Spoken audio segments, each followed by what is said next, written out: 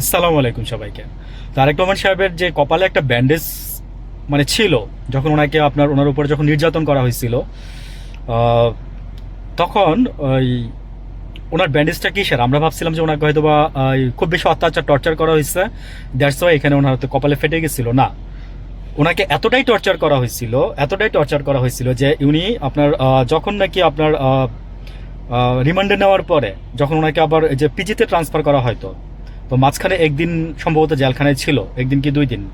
তো যখন খারাপ অবস্থা হয়ে গেছিল, তখন উনি যখন ইমব্যালেন্স হয়ে গেছিল, তখন হাঁটা চলাফেরা করতে পারতেছিল না, বেসিনের সাথে লেগে কপালের ওই জায়গাটা ওনার ফেটে যায়। তো জেলের ভিতর থেকে ওনাকে ব্যান্ডেজটা করে দেওয়া হয়েছিল। তো এই কথাগুলো আপনারা বিএনপি লোকেরা আপনারা বলতে পারেন না? মানে আসেন শুধু হচ্ছে কে কার বদনাম করতেছে, কে কার দোষ করতেছে, কারে গালি দিবেন, এগুলো নিয়ে আসছেন আর কি।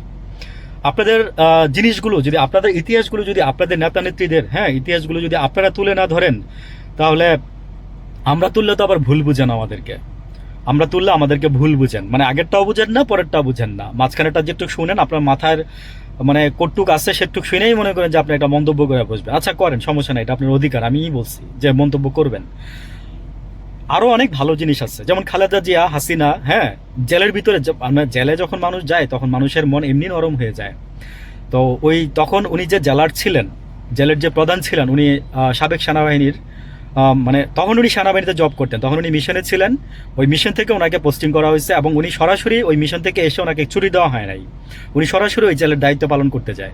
2005 সাল থেকে 2018-তে উনি রিটায়ার্ড করে এখান থেকে বেরোয় আসে।